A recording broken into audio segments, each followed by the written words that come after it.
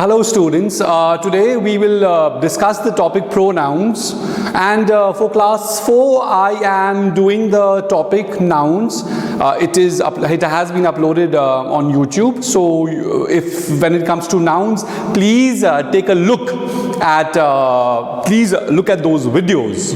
Okay, fine. So now let's start. Now, what is a pronoun? Well, a pronoun is a word that is used in place of a noun. So if you, for example, if I say something like Siddharth is a good student, Siddharth enjoys playing football, Siddharth has many friends in class, Siddharth goes to the library regularly, Siddharth enjoys eating momos and burgers.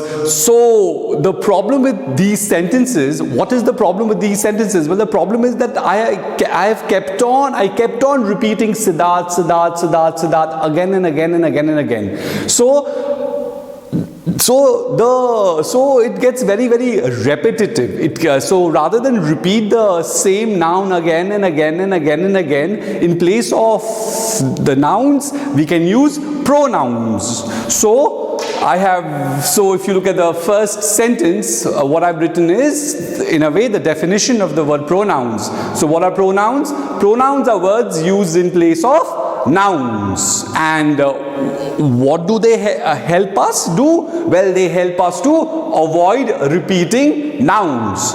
So there are a few sentences on the board, and I'm sure you will understand it better how pronouns work. So let's say the first sentence is Siddharth is a good boy, and the second sentence is Siddharth is friendly with Rohit.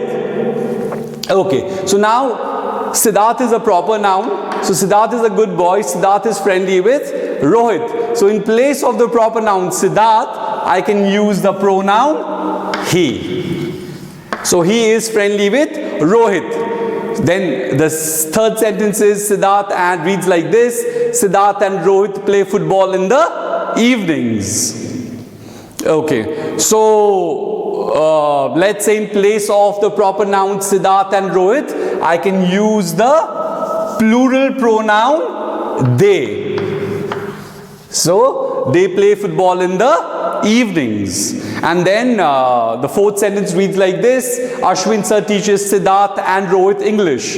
Now in place of Siddharth and Rohit, remember, there are two individuals involved here. We are talking about two individuals. So one is Siddharth, the other is Rohit. So in place of these proper nouns again, I can use another pronoun.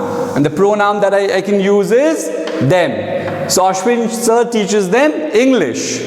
So now again, Ashwin Sir is a strict but kind teacher. Now again, I've already used the word Ashwin Sir here to introduce the name of the teacher. Now again, I've used Ashwin Sir. So I needn't use Ashwin Sir again. Now again, in place of Ashwin Sir, what I can do is, I can use the pronoun he again. So now this entire paragraph will read like this: Siddharth is a good boy, he's friendly with Rohit, they play football in the evenings, Ashwin Sir teaches them English, he is a strict but kind teacher. So now this particular passage is a lot more interesting, is a lot more better, because it avoids the repetition of nouns. We haven't repeated the same noun again and again and again and again. Okay, so this is how pronouns work. And there are different kinds of pronouns. You have subject pronouns, you have pronouns that are placed in the subject position, you have pronouns that are placed in the object position, you have possessive pronouns, you have reflexive pronouns, and we also have, let's say, we have demonstrative pronouns, we have indefinite pronouns, we have relative pronouns. But we will not do all these pronouns. As of now, what we will do is, I will just teach you the 4 different kinds of pronouns. Pronouns that are used in the subject position, pronouns that are used in the object position, possessive pronouns and reflexive pronouns. Okay? Fine. So let's move on. Okay. So there is a particular chart that I'll draw on the board, which is very, very important. So let's say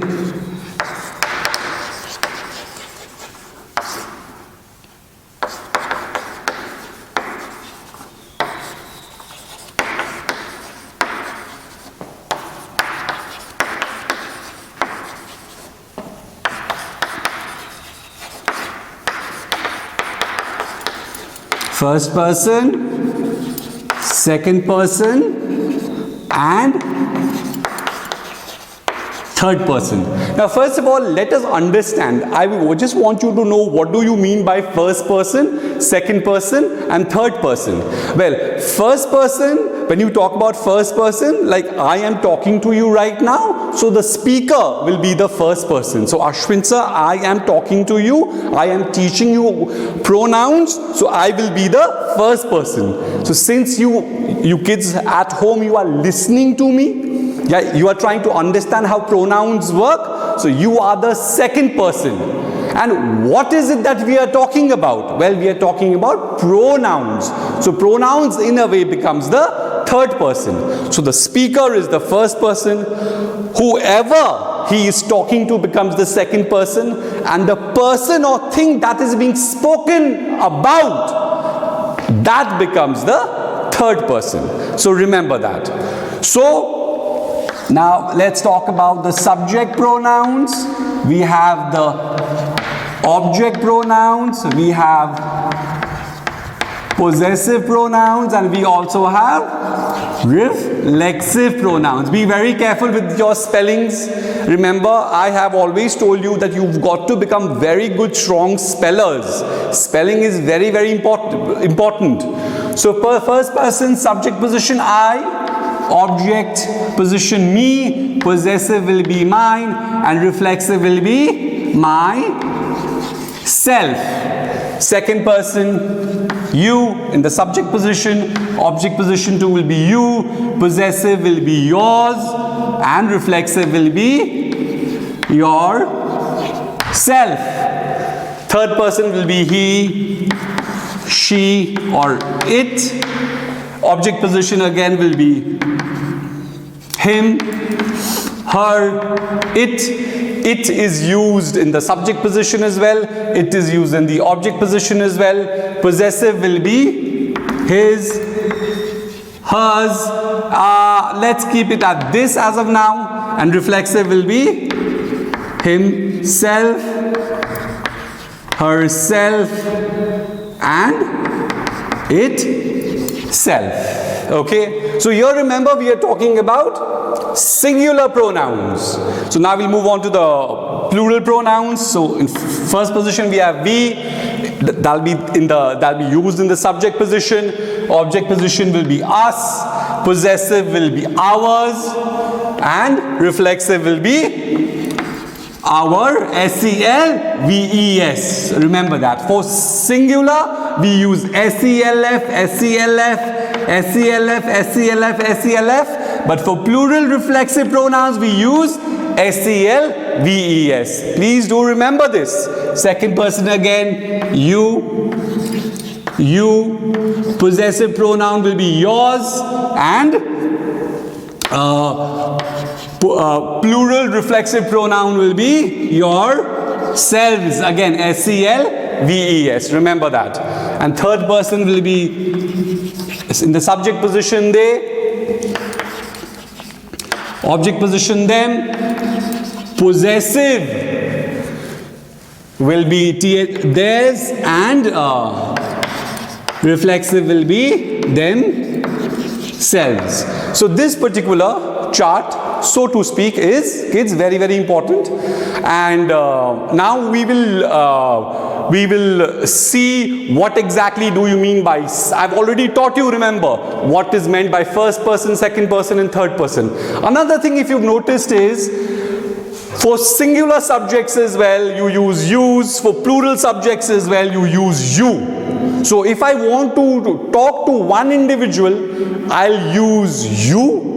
let's say if there are many students in the class, and if I want to address or if I want to talk to all the students, I can use you. So you can be used to talk to an individual. You can also be used to talk to many people or many individuals. So please do remember that. Okay. Now what exactly do we mean by subject and object? Let me just expand on that. Let me just tell you a bit more about that. But as of now, what you can do is you can pause the video and you can write down this particular chart, and it would be good if you memorize it as well. Or this particular the pronouns that you see on the board, these pronouns and these pronouns are the pronoun charts are available on the net as well. So in different formats. So if you are comfortable with those charts, feel free.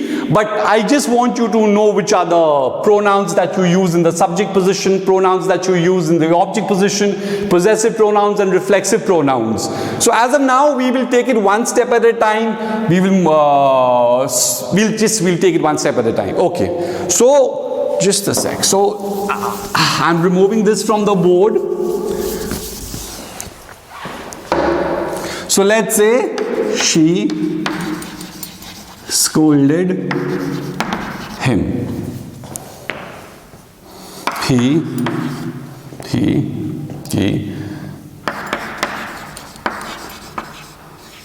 punched me. Okay, let's look at these two sentences. So she scolded him. So which is the verb here? Verb is scolded. You look at the second sentence. Which is the verb here? The verb out here is punched. So out here, if you look at it, which is the subject of this particular sentence? Well, the subject of this sentence is she. So if you look at the chart out here, okay, she can, we can't write her out here. That would be wrong. We have to write she out here because we use she in the subject position. Who is this sentence about? This sentence is about she, and it's the subject that's performing this particular action. So she scolded whom? Him. So him becomes the object of the verb. Okay? So remember, if you want to find out the object of the verb, you have to ask yourselves two questions. What or whom? So in this case, since we are dealing with pronouns, we ask the question whom. She scolded whom? She scolded him. So out here I cannot write she scolded he, because he is only used in the subject position. So I have to use a pronoun that is, I have to use the pronoun him, because him can be used in the object position. Okay, she scolded him, or you can also write she scolded him, she scolded her, or you can also write she scolded them. Not a problem at all. Okay, but just the meaning changes a bit. Meaning changes in the sense, she scolded him, she scolded someone male, she scolded her, she scolded another individual who was female, and she scolded them, she scolded a group of individuals. Okay, but if you look at these three pronouns, him, her and them, so him in the object position, them too, you have to use this pronoun in the object position, and her too out here, you have to use this in the object position. Likewise, he punched me. You can't say he punched I, because I can only be used in the subject position. So here you have to write he punched me. This would be right. Why? Because you use me in the object position. So what is the subject of the, who is the subject of this sentence? The subject of this sentence is he. Who is performing the action? He is performing the action of punched. Who is receiving the action? Me. The pronoun me is receiving the action of the verb punched. He punched whom? He punched me. So this is the object of the verb. So this is how it works. So now I hope I've made myself clear. So all these if you look at all the pronouns that I wrote below the subheading subject, all those pronouns are used in the subject position, and all these pronouns are used in the object position. So please do remember that. Okay, and another thing I wanted to tell you is all the pronouns, okay, under subject and object, I'm talking about the plural pronouns as well. All these pronouns are called personal pronouns. So pronouns that talk about first person, second person, a third person, and third person, all these pronouns, I'm not talking about possessive and reflexive. I'm talking about all the pronouns that are placed in the subject position, all the pronouns that are placed in the object position. All these in English are called personal pronouns. Okay, so just do remember that. Okay, let's move on. Now I will talk about possessive pronouns. So what exactly do you mean by possessive pronouns? Well, possessive pronouns indicate ownership. Okay, that this thing, for example, if I say, like, let's say this bag is mine. What is it that I'm trying to say? Well, I'm trying to say that this bag belongs to me. So here, mine is a possessive pronoun. Or let's say that house is theirs. So theirs becomes what? It's a possessive pronoun. What is it that I'm trying to say? Well, I'm trying to say is that that house there belongs to them. Or let's say let's say this this bag is hers. So what is it that I'm trying to say? I'm trying to say that this bag belongs to her. So look at the way I've used these possessive pronouns. Mine, theirs, hers. So this is the way it works. And there is something called possessive adjectives as well, though we've not done adjectives, but I'll just give you an example. For example, I can write the same thing in a different way, but I will use a possessive adjective. So this bag is mine, I'll say this is my bag. This is a possessive adjective because it is giving you more information about the noun bag. Look at this sentence here. That house is theirs. So that is THEIR, their house. So again, this becomes a possessive adjective. Why? Because it's giving us more information about the noun house. Bag too is a noun. Now look at this sentence. This bag is hers. So let's say this is her bag. So now her too becomes a possessive adjective because it's giving you more information about the noun bag.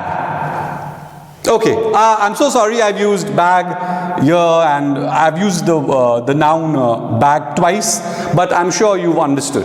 Okay, so this bag is mine, this bag is mine, mine is a possessive pronoun, this is my bag, my becomes a possessive adjective. Now what is it? So I'm sure by now you've noticed something.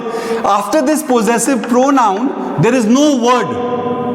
So, but after this particular possessive adjective, there is a noun. Okay, so that is one way of, if you look at the second sentence, that house is theirs. Is there any word after theirs?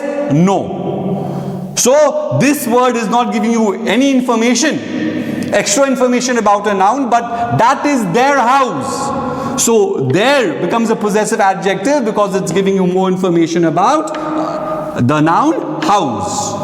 So please do understand the difference between a possessive adjective and possessive adjectives and possessive pronouns. Okay, let's keep it at that. Let's move on. And in some charts that you see, what they do is they under possessive pronouns only, they've written words like my, their, her, etc. So in some charts or in some books or some teachers, they consider possessive adjectives in a way to be like possessive pronouns only. Okay, so just remember that. Now we'll move on to reflexive pronouns. So reflexive pronouns again. Okay, reflexive pronouns. What do you mean by reflexive pronouns? Reflexive pronouns are pronouns where the subject does something Okay, and the action of the verb comes back to the subject. For example, let's say